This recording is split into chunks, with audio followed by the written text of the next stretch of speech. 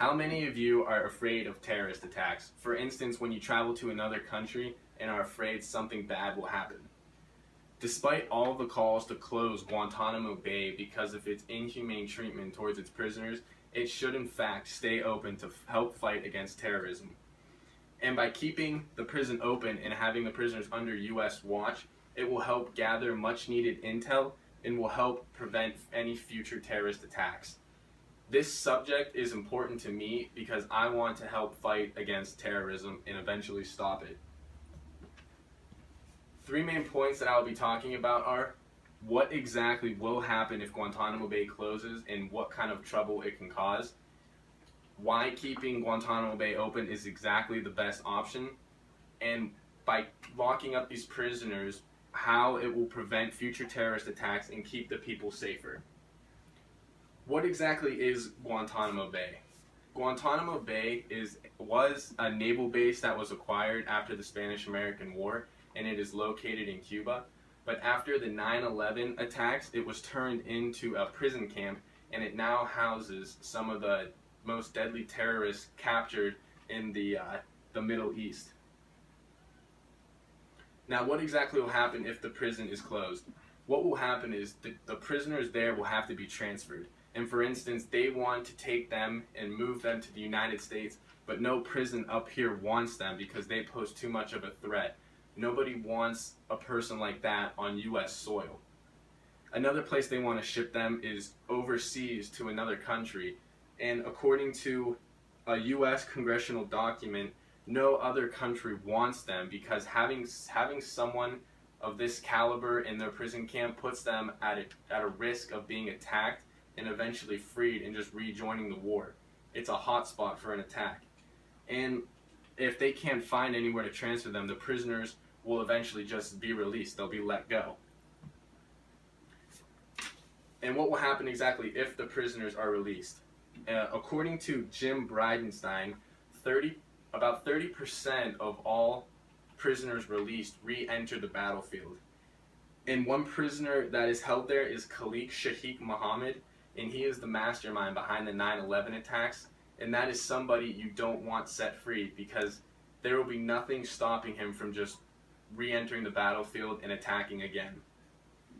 And what exactly would happen if these prisoners are freed and they do re-enter the battlefield and attack again and kill people?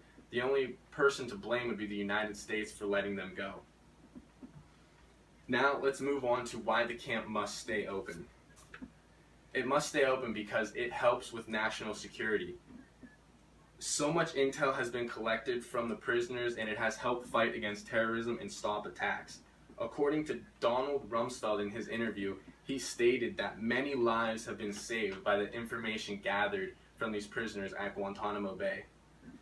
And they should stay here until their court trials are due and they actually have their fair trial because these prisoners are here for a reason. They're terrorists. They were captured in the war working for the other side, and they shouldn't be set free until their court trial is done to see if they're proven innocent or guilty. And according to Buck McKeon, he stated that interrogation has led to a lot of useful info and that these prisoners should in fact stay here detained so we can interrogate them and gather all the information we need. Moving on, this also helps with gaining a strategic advantage against our opponent. What this does is we'll be able to gather much needed information on the enemy's location, what they're doing next, and their strategy that they're going to use against us. And it can lead to the capture of many other generals that we want to get. And right now, ISIS is on a rampage over in the Middle East, and we can use information gathered from these terrorists to help stop them and fight against them. Now let's talk about how Guantanamo Bay will help for a safer future. What this will do is by locking up all of these prisoners, it will help prevent from any future attacks, and most importantly, it will keep the people safe. It has been stated in McTague's article that about 30 terrorist attacks have been stopped, and one, for example, that was stopped was a London bombing.